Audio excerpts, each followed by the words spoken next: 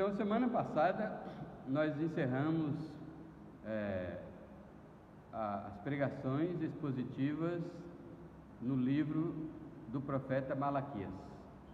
Mas eu prometi um desfecho hoje, assim como eu fiz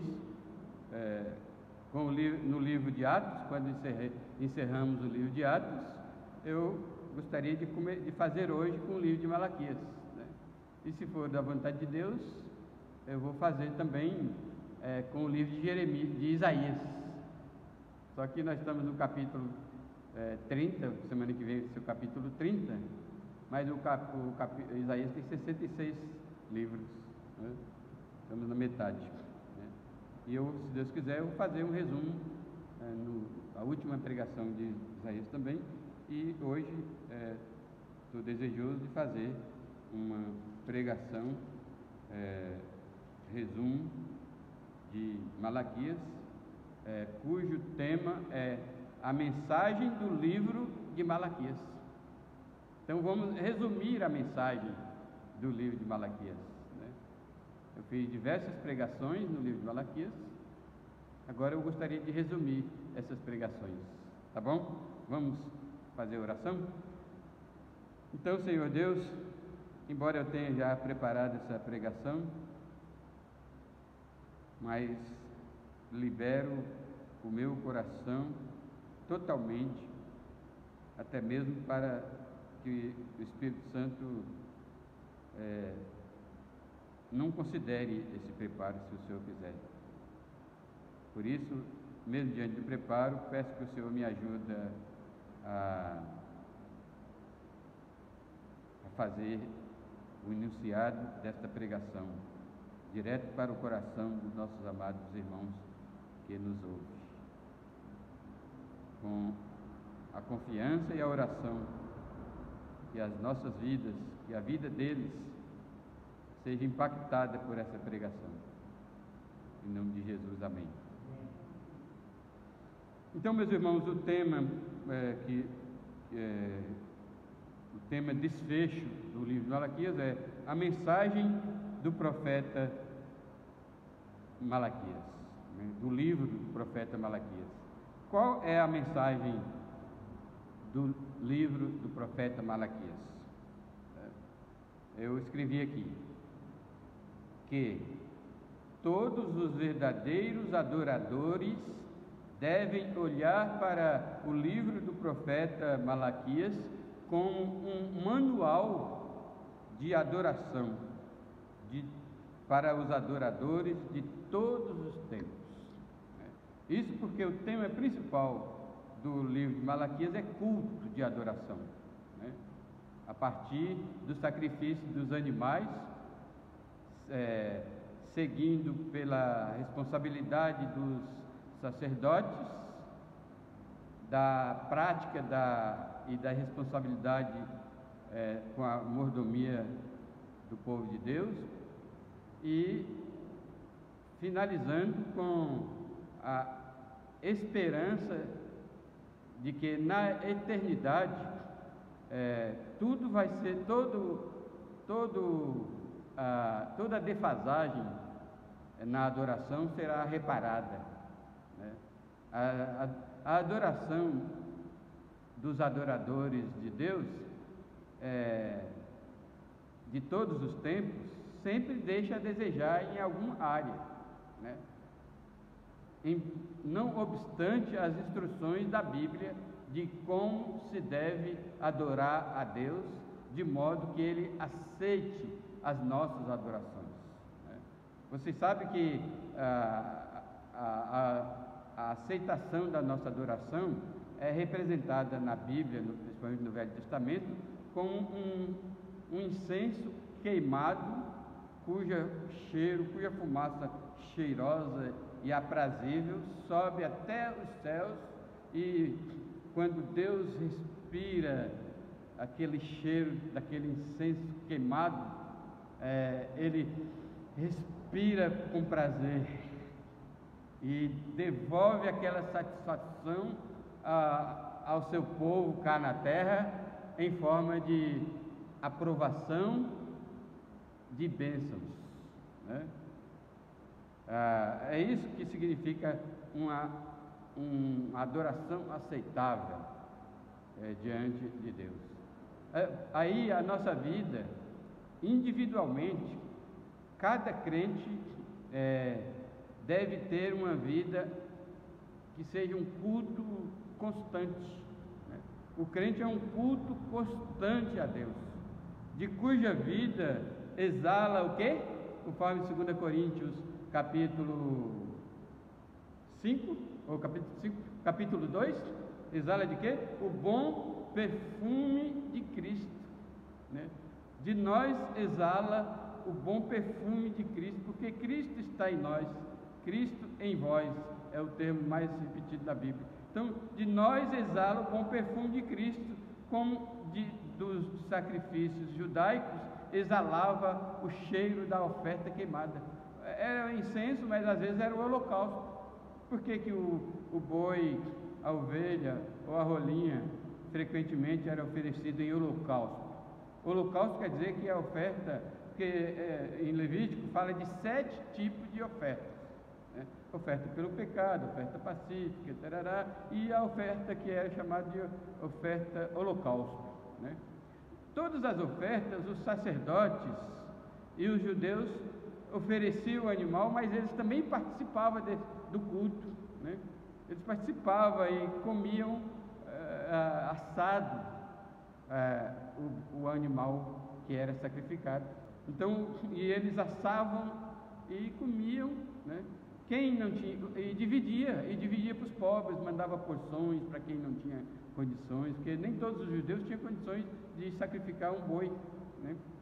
Ou uma ovelha, né? Então, aqueles que tinham condições de sacrificar a Deus uma ovelha, um boi, né? Eles faziam aquele culto alegre. O culto de Deus sempre deve ser alegre, né?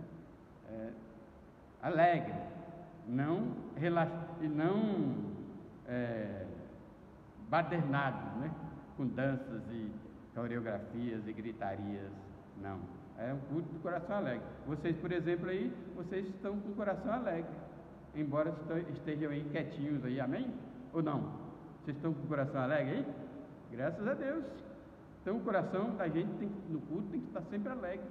Você não precisa estar sorrindo para estar alegre, tá certo?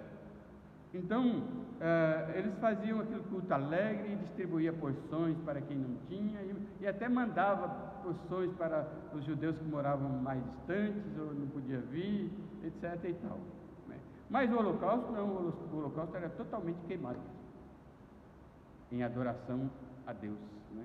Ninguém comia nada do holocausto, nem os sacerdotes, né? Então daí a mensagem geral do livro de Malaquias é que todos os verdadeiros adoradores devem olhar para o livro de Malaquias como um manual onde você aprende a adorar, um manual para os adoradores de todos os tempos, dos tempos de Malaquias como dos tempos nossos hoje. O padrão é Malaquias, né? Ou seja, então o primeiro ponto aqui dessa mensagem é que a mensagem de Malaquias, vocês pegaram bem? A mensagem de Malaquias é um manual de adoração, tá certo? E nós olhamos para o livro de Malaquias como um manual de adoração. Aí o primeiro ponto que corrobora esta mensagem é que no capítulo 1 evoca a presença de Deus, a própria presença de Deus, que é real, né? Então, quando nós reunimos na igreja, ou a nossa vida, como nossa vida é um culto de adoração constante, né? Então nós devemos ter isso em mente. A presença de Deus é real em nossas vidas. Quando reunimos na igreja, a presença de Deus é real em nossas vidas, em nosso culto na igreja. Então, a presença de Deus é real, portanto, exige máxima reverência, máxima seriedade, máxima reflexão. O culto é hora de reflexão. né, de refletir no caráter de Deus, nos atributos de Deus, no poder de Deus, na bondade de Deus, no amor de Deus, nos merecimentos de Deus, de receber de nós toda honra e toda glória. Então, a presença de Deus é real e requer máxima reverência, máxima seriedade, máxima reflexão e, por consequência, resultado de tudo isso, máxima obediência. Esse é o primeiro argumento de Malaquias, como manual de adoração, é o primeiro argumento. Argumento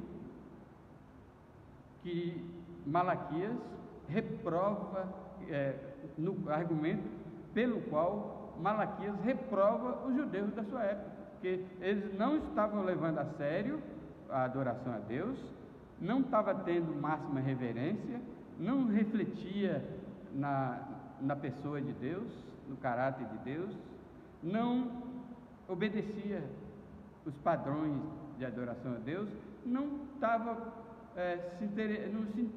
se importava se aquele sacrifício de animais doentes, de animais aleijados, de animais inadequados à adoração, eles não se importavam se Deus ia aceitar. Então, ou seja, eles não se importavam se Deus ia receber ou não a adoração. Né? A mesma coisa é hoje. Você vem para a igreja, né, e você não reflete: eu vou adorar a Deus. Senhor, em que a minha vida está inadequada a um culto de adoração? Eu não estou dizendo que se você tem problemas na sua vida, você deve faltar na igreja, como muitos faltam na igreja, porque tem problemas, né? Principalmente provações. Provações não é pecado, né? Ninguém deve condenar ninguém porque está passando por provações. Pelo contrário, a Bíblia ensina que provações são meios pelos quais Deus lapida a nossa fé, que é semelhante, cujo valor é semelhante ao do ouro, para que a nossa fé, as provações servem para que a nossa fé, como ouro, seja cada vez mais valorizada. Porque assim como o ouro é purificado com fogo, também a nossa fé é purificada com provações. Então ninguém condena os crentes porque perdeu um parente, né, porque teve que despedir pela morte de um parente, são provações, né? Então o condenável é você estar em pecado. Então, quando você estiver em provações, não precisa faltar na igreja, né? É claro, e a mesma coisa eu posso dizer: se você está em pecado, também não precisa faltar na igreja. Mas você vem para a igreja com certeza, pelo menos com a certeza, ou pelo menos clamando a Deus misericórdia, para que sua adoração seja aceita. Porque não é importante você vir para a igreja. O valor não está em você ter vindo à igreja, é de você ter vindo adorar a Deus. Lembra dos magos do Oriente? Onde está o recém-nascido rei dos judeus? Porque vimos a sua estrela e viemos adorá-lo. Eles saíram de lugares longínquos, muito distante, andaram sobre o lombo de camelo, muitas léguas, com o firme propósito de adorar a Deus. Você saiu de casa hoje e disse: eu vou para a igreja adorar a Deus. Amém? Aí quem tem esse pensamento, é claro que vai fazer uma varredura no seu íntimo, né? Onde você está errado, onde você não está. Saiu da igreja, discutiu com a esposa, ou com o esposo, o sangue ferveu porque o filho desobedeceu. Não falte na igreja, mas confesse a Deus, acerte com a esposa, né? Ou então, se não der tempo para acertar com a esposa na saída, né, promete a Deus que vai perdoar a esposa, o esposo, conversar com o filho. Não venha para... Se está negligente em alguma área, por exemplo, falta de amor, né, se você faltou com amor ao próximo durante a semana, conserta a sua vida, venha adorar, né, a Deus, trazendo um sacrifício aceitável, porque enquanto os judeus ofereciam animais como sacrifício na dispensação da lei, agora na dispensação chamada dispensação da graça, dispensação da igreja, o livro, a epístola de Paulo aos Romanos, que nós acabamos de ler, diz que nós oferecemos o nosso corpo. Paulo diz: rogo-vos, pois, irmãos, que apresenteis os vossos corpos como sacrifício vivo, santo e agradável a Deus, ou seja, com os seus pecados confessados e abandonados, porque senão a sua adoração é vã. Você veio à igreja, mas sua adoração não passou do teto da igreja. Entendeu a seriedade? Então, a mensagem do livro de Malaquias é que devemos olhar para o seu livro como um manual de oração para os adoradores de todos os tempos. Aí, para isso, deve entender, aceitar, perceber que a presença de Deus é real. Portanto, a adoração deve ser considerável, deve ser aceitável. Ele tem que fazer todo esforço da graça. Sempre o esforço do crente é o esforço da graça. Sempre todo esforço para trazer um sacrifício na adoração para ser aceito. Senão é sacrifício de tolo. As igrejas hoje pensam que a adoração é música. Adoração não é música, né?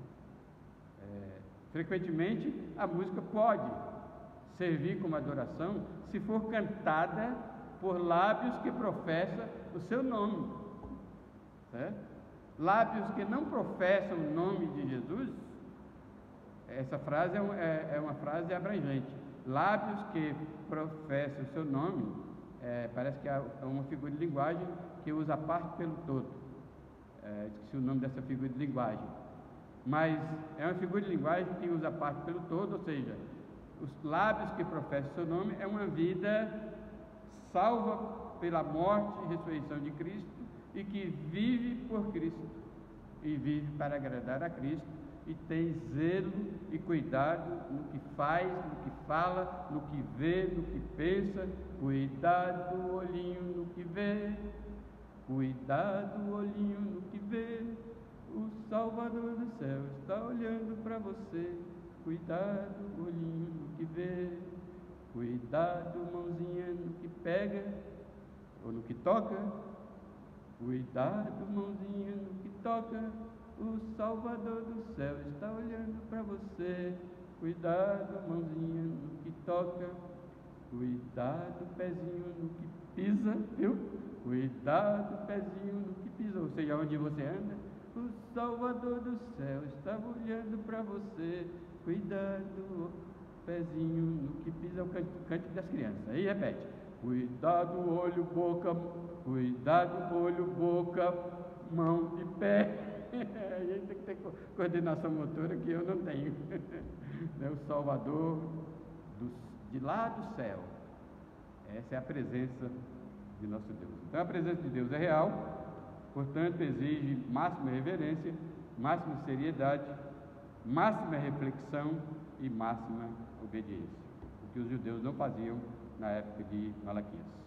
Em segundo lugar, para considerar, se você considera o livro de Malaquias como um manual de oração, se propondo no coração a não errar como erraram os sacerdotes, porque hoje em dia nós aprendemos com o erro dos sacerdotes. A gente aprende muito com o erro dos outros, né? Então nós aprendemos com os erros dos sacerdotes em não fazer o que eles faziam, né, no campo da adoração. Aí próximo ponto, próximo argumento que Malaquias usa para transmitir a sua mensagem de um manual de adoração há sempre uma expectativa em relação aos líderes espirituais bíblicos. Então, o capítulo 2 de Deus endereça aquelas reprovações, endereça aqueles conselhos, aquelas exortações, diretamente aos sacerdotes que eram, primeiramente, guardiões da adoração. Então, há sempre uma expectativa em torno dos líderes espirituais, aqueles que Deus usa para conduzir ou dirigir, liderar o povo a uma adoração que seja aceitável. Como nós vimos durante as pregações, a exposição do livro de Malaquias, os sacerdotes não consideraram isso, não receberam a mensagem do profeta e continuaram a ser mau exemplo para o povo. Mas o povo estava de olhos fitos nos sacerdotes. Há uma expectativa do povo na liderança do culto, na igreja, ainda hoje. Porque, assim como os sacerdotes, os pastores hoje são guardiões da adoração. Eles precisam ter, então os pastores têm que ser primeiramente salvos. Há muitos pastores que não são salvos, né? E estão nas igrejas, mas indo a passos largos para o inferno, porque estão iludidos. Eles têm outros propósitos de vida, né? Que não é servir a Deus, né? Por isso Malaquias deixou muito bem claro lá no capítulo 4, né? A diferença entre os que servem a Deus e os que não servem a Deus, né? Então, hoje corre o risco dos pastores não levar a sério, assim como os sacerdotes não levaram a sério, e Deus pronunciou juízo severo contra eles, né? Porque o povo esperava neles, né, um bom exemplo. Por exemplo, nós lemos lá que Deus ia tirar as bênçãos deles, lembra disso? Que Deus ia amaldiçoar os seus bens, lembra disso? Que Deus ia fazer com que o povo desrespeitasse eles. Deus, ele já não tinha mais valor para o povo, né? Os sacerdotes se tornaram indignos. Hoje está a mesma coisa. Pastor hoje é banalizado, é ridicularizado, né? Aqui para nós tem até pastor sendo preso, não é? Isso aí, quem podia imaginar um pastor preso por corrupção no começo do século XX, por exemplo? Não podia imaginar. Mas na semana passada, um dito pastor foi enjaulado, né? Isso é vergonhoso para o Evangelho. Por quê? Né? Como os sacerdotes da época de Malaquias não servia de bom exemplo o povo, não atendia às expectativas, né? Então a expectativa que há em torno dos líderes é que eles sejam guardiões da adoração e que eles sejam exemplo de lealdade no casamento, né? Porque a deslealdade no casamento no meio dos sacerdotes os desqualificava como líderes da adoração. Exatamente pelo que eu tenho dito, a nossa santidade começa em casa, né? Como eu disse, acho que foi domingo passado, tem pessoas que são educados, gentis em público, mas em casa são grosseiros com os filhos, grosseiros com o cônjuge, né? E alguns até falam palavrões em xingamento do seu cônjuge, entendeu? Então os sacerdotes estavam praticando essas coisas no seu lar, chegando ao ponto de divorciar, de serem desleal com as suas esposas, né? Etc. Então, o manual de adoração que é Malaquias requer uma expectativa, requer que exista uma expectativa do povo para com os líderes do culto como guardiões e como exemplo no lar, tá certo? Ser exemplo significa ser perfeito. Então, terceiro ponto. Ficou claro esse argumento? Então, o argumento o segundo argumento de Malaquias era: se a adoração tiver de ser aceita por Deus, o sacerdote terá que assumir a responsabilidade. Senão, o povo não logrará êxito na oferta, na adoração.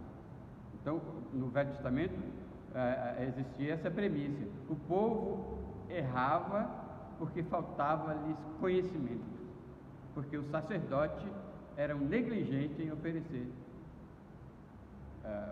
as instruções para o povo. Apesar do povo esperar essas instruções, eles negavam esse direito ao povo. Em terceiro lugar, terceiro argumento de Malaquias, né, dentro dessa mensagem do profeta Malaquias, como um parâmetro, um padrão de adoração, um manual de adoração, o terceiro argumento é a lealdade na execução de nossa mordomia. Então, porque você sabe que não é só vir para a igreja adorar a Deus. Deus alista tudo que você fez durante a semana. Alista tudo que você falou durante a semana. Deus faz uma lista de todas as suas atitudes durante a semana. O culto do domingo, o dia do Senhor, é resultado da minha vida durante a semana.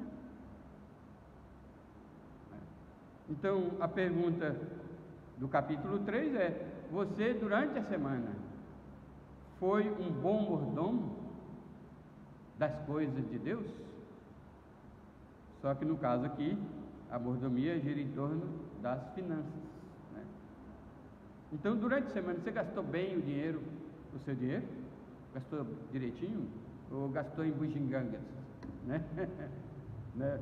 O profeta Malaquias argumentava com o povo que de nada valia a sua adoração, mesmo que eles trouxessem um animal saudável para oferecer a Deus, mas se eles fossem desleais nos dízimos e nas ofertas, sua adoração não seria aceita.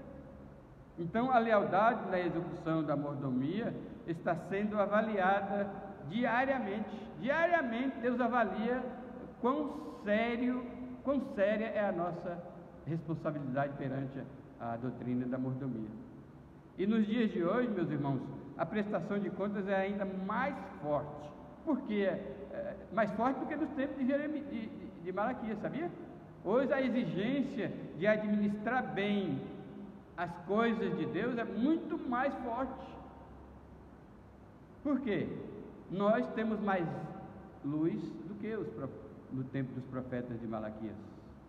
Nós temos mais conhecimento do que na época do profeta Malaquias. Ou pelo menos está à nossa disposição muito mais informação bíblica do que na época dos profetas.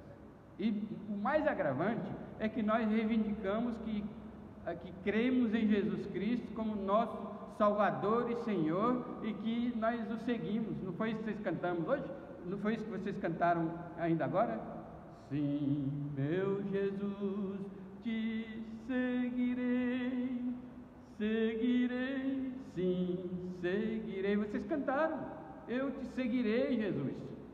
Então, o fato de nós sermos de Jesus, de termos a salvação em Jesus, e de Jesus habitar em nós, e termos a Bíblia como tão cristalina, tão clara, porque a Bíblia não é um livro enigmático. Jesus uma vez diz: vocês que são maus sabem dar boas coisas aos vossos filhos, quanto mais o vosso Pai Celestial. Porque Deus é bom, nós somos maus, Deus é bom. E como Deus é bom, Ele não daria um livro enigmático, um livro selado que ninguém pode entender. Pelo contrário, quando Deus nos deu a Bíblia, Ele nos deu um professor excelente, um professor maravilhoso, um professor que é o Espírito Santo.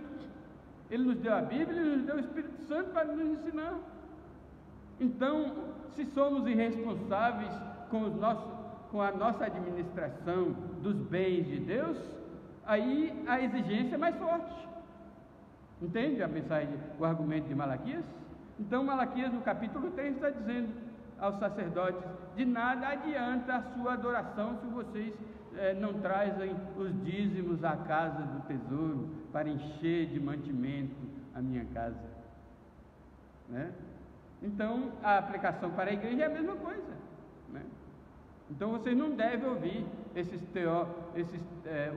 o famoso teologuês, né? que ensina que os dízimos não são para o dia de hoje, certo? Os dízimos não são, nos dias de hoje, como barganha, como as igrejas neopentecostais estão usando o dízimo como barganha. Dê o dízimo cá e Deus lhe dará lá. Não existe isso. Dízimo é o princípio da boa administração dos bens alheios. Porque, como eu disse semana passada, todo bom mordomo é dizimista. Mas nem todo dizimista é um bom mordomo. Porque o dizimista ignorante, né, e não temente a Deus, acha que compra Deus, dá o dízimo para comprar Deus, para negociar com Deus, negociar bênçãos com Deus. Não é isso. Dízimo é um princípio de boa administração, né? Um bom mordomo, ele administra tão bem as coisas de Deus que atende ao pedido de Deus com amor, usar para sustentar o reino de Deus aqui na terra, que é a igreja, né? Porque é proibido a igreja receber subvenções dos cofres públicos, né? O sustento da igreja vem do povo de Deus, e a doutrina da mordomia veio fortalecer essa expectativa do reino de Deus nos seus súditos. Amém? Então a mensagem é esta. Já que a promessa em torno do anjo da aliança já se cumpriu, ou seja, Cristo já cumpriu tudo o que a respeito dele foi dito pelo profeta Malaquias. Agora, todos os que desfrutam da salvação em Cristo têm tudo o que é preciso para ser um bom mordomo. Por isso que a exigência hoje é mais forte. Mas sem uma boa administração da nossa vida em torno das coisas que Deus nos deu para tomar conta, começando pelo nosso corpo não é meu, Deus me deu para que eu tomasse conta desse corpo, eu vou prestar conta, né? O meu salário, Deus me deu para que eu tomasse conta direitinho. Vide a parábola dos talentos no capítulo 24 de Mateus. Então, sem esse cuidado, sem esse zelo com a mordomia, a adoração fica fadada a não ser aceita por Deus, a não subir como um perfume de Cristo exalado de nossas vidas, subindo até o céu, onde o Senhor nosso Deus respira profundamente e com alegria e prazer reverte aquela satisfação em seus filhos, em bênçãos para os seus filhos. Ou seja, Deus quer dizer para você o que disse para o seu filho, pelo menos 2 vezes, quando ele estava aqui na terra: este é o meu filho amado, em quem a minha alma tem prazer. Amém? Filhos de Deus é igual com qualquer filho. É triste o filho que não dá alegria para os seus pais. É triste o filho que decepciona os seus pais. É triste os filhos que são desleais com os seus pais. É triste os filhos de Deus que não agradam ao seu pai, que decepcionam o seu pai celestial, que é a vergonha do seu pai celestial. Tem muitos filhos que é a vergonha dos pais. Entende, irmãos, o que Malaquias quis dizer na sua mensagem de adoração? E por último, capítulo 4. Agora é só aguardar o cumprimento da outra profecia. Então, já que você está sendo sério na adoração, considerando a presença de Deus, já que os líderes religiosos devem atender às expectativas do povo, para que a sua adoração do povo seja aceitável diante de Deus, já que a adoração verdadeira, aceitável, tem que ser acompanhada por um estilo de vida responsável quanto às coisas que Deus nos deu para tomar conta, para gerenciar. Agora, tranquilamente, é só aguardar. o dia quando a outra profecia vai se cumprir. Qual é a outra profecia?